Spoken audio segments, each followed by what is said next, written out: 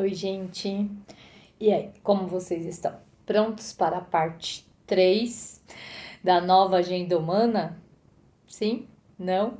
Bom, vocês já sabem que essa primeira parte, né, do livro Homo Deus está sendo dividida em várias partes. Hoje chegamos à parte 3. Vamos falar sobre o direito à felicidade. Mas se você está chegando aqui agora, ainda não me conhece, eu sou Rosângela Carvalho e o objetivo deste canal é compartilhar conhecimento por meio da leitura. E a nossa leitura atual é essa daqui: Homo Deus, uma breve história do amanhã, do Yuval Noah Harari. E a gente já leu aqui no canal Os Sapiens, uma breve história sobre a humanidade. É que lá no finalzinho ele já fala, né? Tem um capítulo que chama E foram felizes para sempre. E esse capítulo até lá no canal vocês vão achar em duas partes também, que ele já faz essa reflexão sobre a felicidade, como alcançá-la e o que é necessário. E aí ele traz já no comecinho do Homo Deus. Por quê? Porque ele considera que a felicidade vai ser um dos três novos objetivos, né, da nova agenda humana.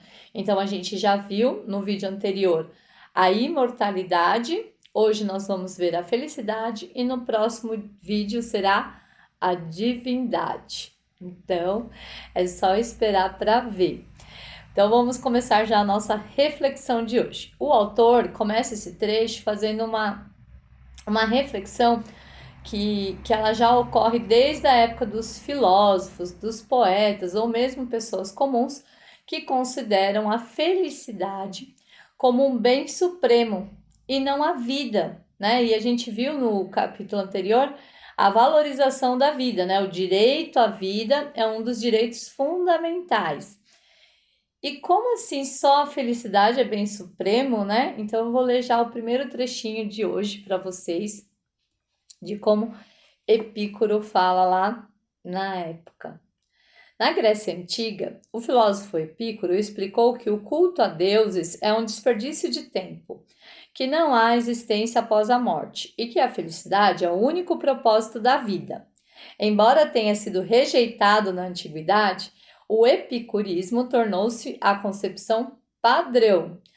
O ceticismo em relação a uma existência pós-vida impele o gênero humano a buscar a imortalidade e, igualmente, a felicidade terrena. Quem gostaria de viver para sempre num tormento eterno, né? Então, se a gente está buscando a vida eterna, a gente tem que procurar a felicidade permanente também. E olha que desafio, né? E já lá naquela época, né, ele já fazia essas reflexões, né, o Epicuro. Então ele falava que você não tinha que cultuar os deuses, mas buscar a felicidade. Epicuro viveu cerca de 300 anos antes de Cristo, mas como a gente vê lá nos Sapiens, as religiões, elas permeiam a humanidade por toda a história.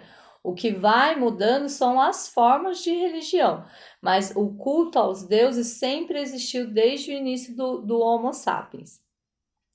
E aí, mais para frente, já no século XVIII, o filósofo Jeremy Bentham, filósofo britânico, ele declara que a felicidade, né, o bem supremo, é a felicidade para o maior número de pessoas. E aí, quando a gente fala em maior número de pessoas, a gente começa a pensar na felicidade no campo político, das políticas públicas, né? Então, aí vocês podem dizer, nossa, então desde o século XVIII as políticas públicas são feitas pensando no bem-estar social? Então, eu vou ler um trechinho aqui para vocês e aí vocês podem tirar suas próprias conclusões. É um trecho um pouquinho grande, mas eu achei importante trazer ele na íntegra. Nações industrializadas como Alemanha, França e Japão estabeleceram sistemas gigantescos de educação, saúde e bem-estar social, todos com o objetivo de fortalecer a nação, em vez de assegurar o bem-estar individual. Escolas eram guiadas pela missão de produzir cidadãos habilitados e obedientes que serviam a nação com lealdade. Aos 18 anos, os jovens tinham não só de ser patriotas, como também letrados, para que pudessem ler a ordem do dia do brigadeiro e preparar os planos para a batalha do dia seguinte. Tinha de conhecer matemática para calcular a trajetória dos cartuchos da bala na artilharia ou para decifrar o código secreto do inimigo. Precisavam dominar razoavelmente eletricidade, mecânica e medicina para estarem aptos a operar os equipamentos, dirigir tanques e cuidar dos companheiros feridos. Quando deixavam o exército, esperavam-se que servisse à nação como funcionários, professores e engenheiros, construindo uma economia moderna e pagando muitos impostos. Continuo. O mesmo se aplicava ao sistema de saúde. No final do século XIX, países como França, Alemanha e Japão começaram a oferecer assistência médica para as massas. Financiavam a vacinação dos bebês, dietas balanceadas para as crianças e educação física para adolescentes. Drenaram pântanos fétidos, exterminaram mosquitos e construíram sistemas centralizados de esgoto. O objetivo não era fazer o povo feliz, mas tornar a nação mais forte. O país precisava de soldados e trabalhadores robustos, mulheres saudáveis que dessem à luz a mais soldados e trabalhadores, e burocratas que chegassem ao escritório pontualmente às 8 da manhã. E não de pessoas doentes e acamadas. Até mesmo o sistema de bem-estar foi planejado originalmente tendo em vista o interesse da nação, e não dos indivíduos necessitados. Otto von Bismarck, o pioneiro na instituição de pensões do Estado e Seguridade Social na Alemanha, no fim do século XIX, tinha como objetivo principal garantir a lealdade dos cidadãos e não incrementar o seu bem-estar. Lutava-se pelo país aos 18, pagava-se impostos aos 40, porque as pessoas contavam com que o Estado cuidasse delas quando estivessem com 70 anos. Então, olha como já era tudo ali, né? Nunca, né? Assim, a política pública, né? Ela não pensa no bem-estar individual da pessoa. Isso, o Harari, ele até questiona em várias questões quando ele fala lá, ainda no Sapiens, né? Sobre a construção social lá das sociedades. E a gente está sendo mais feliz do que era antes, né? E aí você lê esse trecho e você vê que eles se preocupam não com o seu bem-estar individual, mas de construir uma nação forte. A gente já falou aqui no canal sobre hábitos, educação, sobre aposentadoria. E a gente tem aqui uma grande questão. Os políticos não estão preocupados com o seu bem-estar individual. Estão preocupados em ter uma nação forte.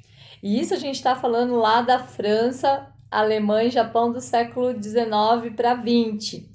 Aqui no Brasil, eu nem acredito que chegou perto até de querer se ter uma nação forte, senão a gente também já teria um sistema de esgoto, que nem você viu que eles falaram, né? Limparam os pântanos fétidos e tal, e fizeram centrais de esgoto. A gente não tem saneamento básico no Brasil todo, né? A gente vive aqui em São Paulo, parece que tem, né? Mas não tem. Quase metade da população não tem sistema de esgoto, né? E isso é uma questão de saúde pública, né? A gente teria que ter. Mas, continuando, né? Aí, quando a gente fala, né, da felicidade como um direito, as pessoas, elas querem ser felizes. Então, se é um direito, então eu só quero ser feliz. Eu não quero mais produzir para ser feliz. Só que a produção é o que produz a base material para a felicidade. Lembra, a gente já viu naquele estudo que até um certo limite que você ganha dinheiro, a sua felicidade vai aumentando junto. Então, a gente precisa de um mínimo de material para sermos felizes. Não só o material, mas precisa desse mínimo, né? Então, quando a gente pensa que já tem políticas públicas pensando nesse bem-estar, e a gente já tem trabalho, já teve evolução na questão das guerras, da fome e da doença, como a gente viu lá no princípio, então a gente não tem mais razão para não ser feliz, certo? Não, né, gente? Vou ler o próximo trecho para vocês. Errado. Quando Epicuro definiu a felicidade como o bem supremo, advertiu seus discípulos de que ser feliz exige trabalho duro. Conquistas materiais não proporcionam satisfação por muito tempo. Na verdade, a perseguição cega do dinheiro, da fama e do prazer só torna as pessoas infelizes.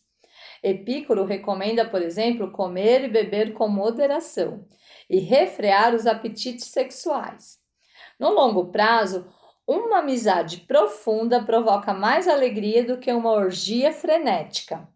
Epicuro delineou uma ética do que se deve e não se deve fazer para orientar as pessoas no traiçoeiro caminho para a felicidade. Então, o Epicuro, ele tem um livro que chama Cartas sobre a Felicidade. Ele vai falar sobre isso. Eu não li esse livro, tá, gente? Eu só fui pesquisar quando ele fala aqui que ele traz, né, essas informações, e ele tem essa carta sobre a felicidade. Então, olha só o que ele sugere, né, que a gente refreie, né, não precisa comer e beber demais, não precisa, né, precisa moderar os apetites sexuais. Então, não é só, né, de prazer que vive o homem, digamos assim. E aí nós não somos, mesmo com tantos avanços tecnológicos, nós não somos mais felizes do que nós já fomos. E aí ele traz alguns dados, ele traz os dados de índice de suicídio, né? Em países subdesenvolvidos, o índice de suicídio é de 1 para cada 100 mil. E nos países desenvolvidos é de 20 para cada 100 mil. Então o índice de suicídio é muito alto, porque se eu tenho tudo, mas eu não tenho sentido da vida, para que eu estou vivendo?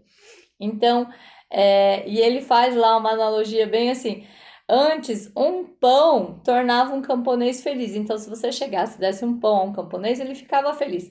Mas como que você vai tornar feliz hoje um técnico de TI que ganha super bem, que vive comendo fast food, que está lá já obeso, sedentário, o que vai trazer felicidade para ele?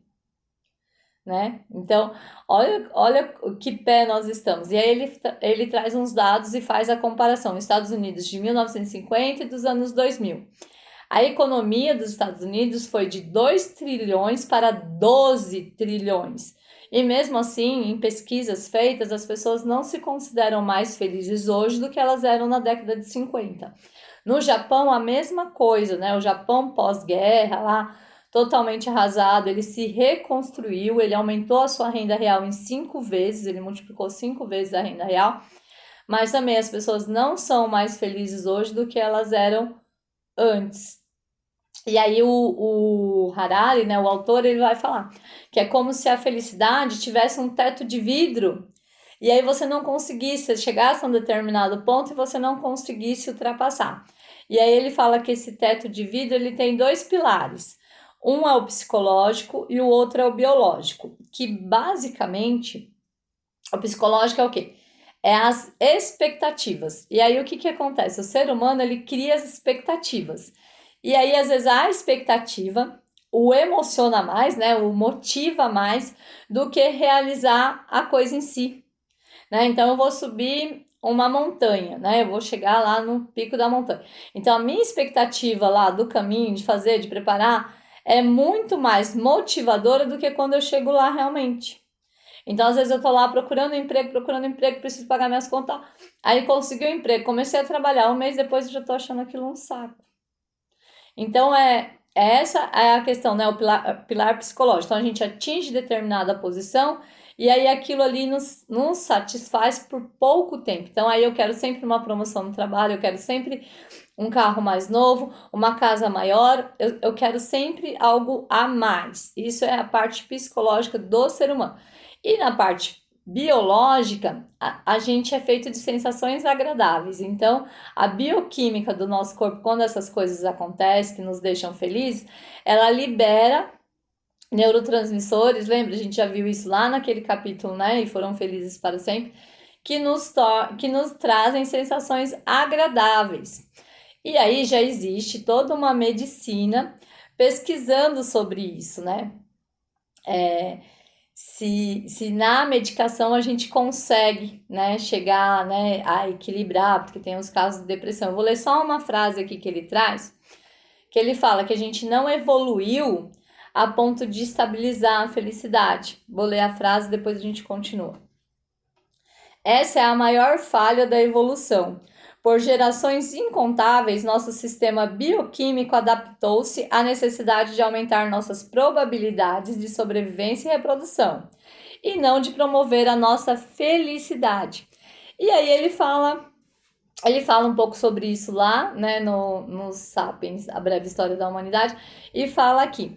Já pensou se você tivesse todas as suas sensações de prazer garantida, e aí você vivesse só sobre o prazer? Você não ia ter fome, você não ia reproduzir, e aí a gente ia ser extinto.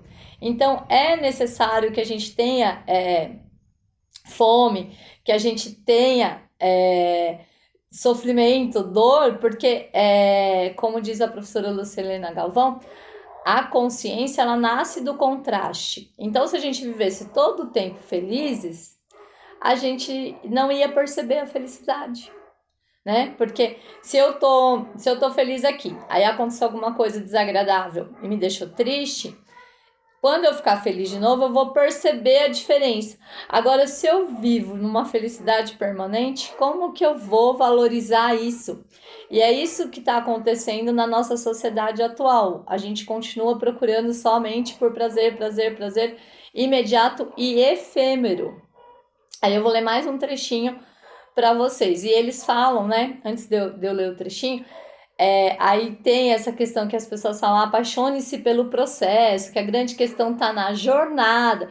E sim, realmente isso é um fato. Então, aí quando a gente falou da expectativa de subir o morro, então, às vezes, aproveitar o processo, a nossa vida mesmo, né? Então, a gente procurar ser sempre cada vez uma pessoa melhor, dentro do nosso melhor possível, e aproveitar cada momento, porque a gente vai ter sim momentos de alegria, momentos de tristeza, momentos de dor e momentos de amor, mas é isso que dá a nossa consciência. Se a gente viver constantemente em apenas um estado, seja ele de felicidade ou de sofrimento, a gente não percebe as outras coisas, porque também tem pessoas que vivem em constante sofrimento, que elas, você fala uma coisa, né, a gente fala assim, né, que para cada problema, a gente traz uma solução. Tem gente que para cada solução traz um problema. Então tem essa pessoa ao inverso, né, que vive triste, se arrastando. Aí eu vou ler para vocês mais um trecho também um pouco grande, mas importante. Se a ciência está certa e a nossa felicidade é determinada por nosso sistema bioquímico, então a única maneira de assegurar um contentamento duradouro é equipar esse sistema. 50 anos atrás, as drogas psiquiatras carregavam em seu bojo um grave estigma. Hoje, esse estigma foi quebrado. Para o bem ou para o mal, uma porcentagem crescente da população toma remédios psiquiátricos regularmente. Não apenas para curar doenças mentais debilitantes, mas também para enfrentar as depressões mais corriqueiras e melancolias ocasionais. Então, o que está acontecendo com a humanidade nesse momento? A gente está fazendo muito uso de remédio para me deixar animado, remédio para me fazer dormir, remédio para controlar a minha ansiedade. E que não necessariamente você precisaria tomar esses remédios. Talvez se você fizesse uma caminhada, talvez se você se alimentasse melhor, se você tivesse um sono de qualidade, você não precisaria fazer uso de nenhum remédio. E eu falo isso talvez para você que desacredita nessas coisas, porque vocês já sabem, quem me acompanha aqui no canal há mais tempo, sabe que eu não faço uso de nenhum remédio, que eu pratico atividade física, que eu procuro ter uma alimentação saudável e ter um sono de qualidade. Então, e aí eu falo talvez, porque às vezes você pode olhar para mim, mas para você é fácil falar porque você já vive assim. Não, foi um processo. Eu passei também por um processo de adaptação, não só de atividade física, mas de alimentação também e de programar o horário do meu sono. Continuando. Por exemplo, o número crescente de crianças em idade escolar que tomam estimulantes como a Ritalina. Eu não sei se vocês conhecem, mas a Ritalina ele é um medicamento indicado para as crianças que têm TDAH, que é o transtorno déficit de atenção e hiperatividade. Só que cada vez mais crianças que não precisam estão sendo medicalizadas com isso para se manterem comportadas.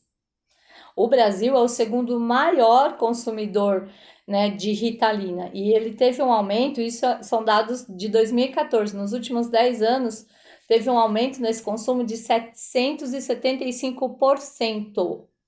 É muito, gente, é muito. Então, as nossas crianças, elas estão sendo medicalizadas para elas serem comportadas. Isso eu acho um absurdo. Aí eu vou continuar lendo o trecho para a gente refletir junto. O objetivo original consistia em tratar distúrbios de déficit de atenção.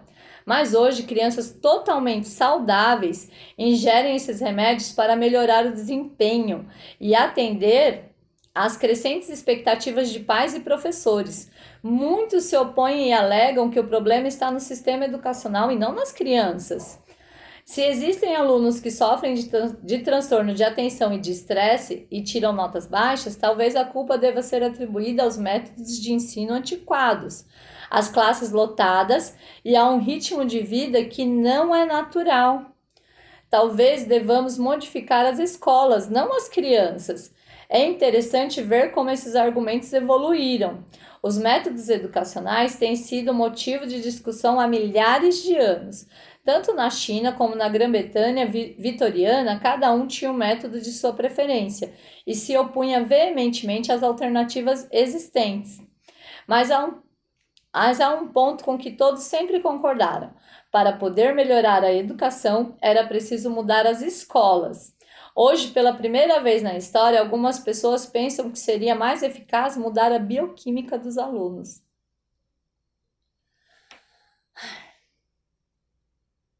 Gente, a gente já conversou aqui, né, no canal, já falamos, né, já tivemos oportunidade de falar sobre educação e sim, a gente sabe, né, que o sistema está defasado e não é só aqui no Brasil, é no mundo inteiro, porque a gente vive esse modelo ainda da educação tradicionalista, que o professor é que fala tudo e o aluno só recebe as informações.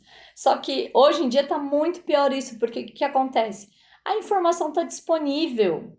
Então, às vezes, o que você está falando na sala de aula, o seu aluno já sabe, ó, há muito tempo. Então, não é mais uma questão de transmitir informação, é uma questão de construir conhecimento. A partir daquela informação que eu tenho, o que eu posso fazer com aquilo?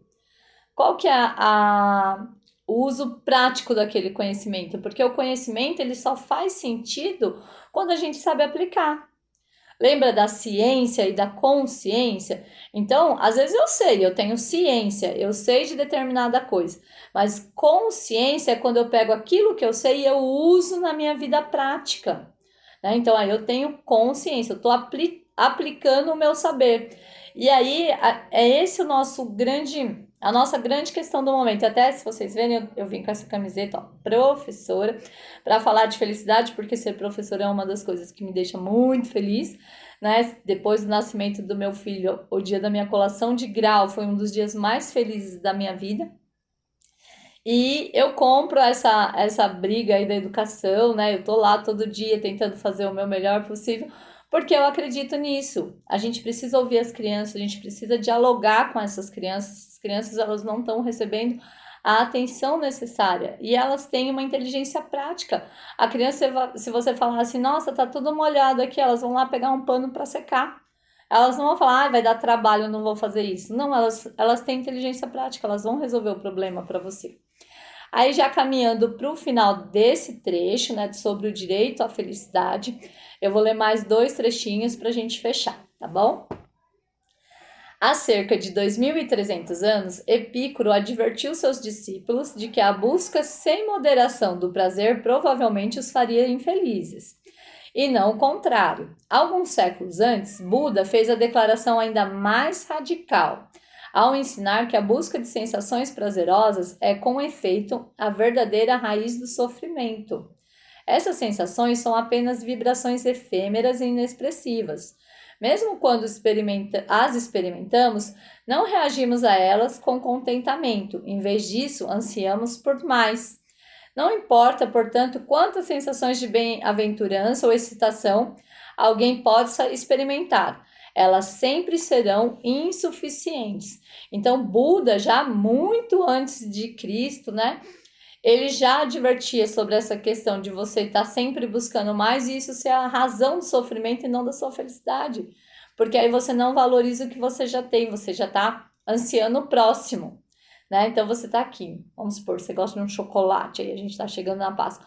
Aí você come aquele bombom, aí você quer outro bombom, aí você quer uma barra, aí você quer um ovo de meio quilo. Só que essa ânsia, ela só vai trazer mais problema, né? Mais sofrimento. Vou ler agora o último trechinho. E tudo isso não será suficiente, é claro. Como a evolução não adaptou o Homo sapiens a experimentar um prazer constante, e se isso, e se é isso que mesmo assim a humanidade deseja, sorvete e smartphone, que a gente pode lembrar de antigamente que é o tal do pão e circo, não vão fornecer o prazer procurado. Será necessário mudar nossa bioquímica e fazer a reengenharia do nosso corpo e mente. Estamos trabalhando nisso. Pode-se discutir se isso é bom ou ruim, mas parece que o segundo grande projeto do século XXI, assegurar a felicidade total, vai envolver a reengenharia do Homo sapiens para que possa usufruir de um prazer perpétuo. Vocês estão prontos para a juventude eterna e prazer perpétuo? Eu acho essas palavras muito longas, mas fica aí a reflexão para vocês sobre a felicidade. A felicidade pode estar nas coisas mais simples. Isso é clichê demais, né? Mas eu fico feliz com coisinhas bem simples. Um beijo para vocês e até a próxima semana.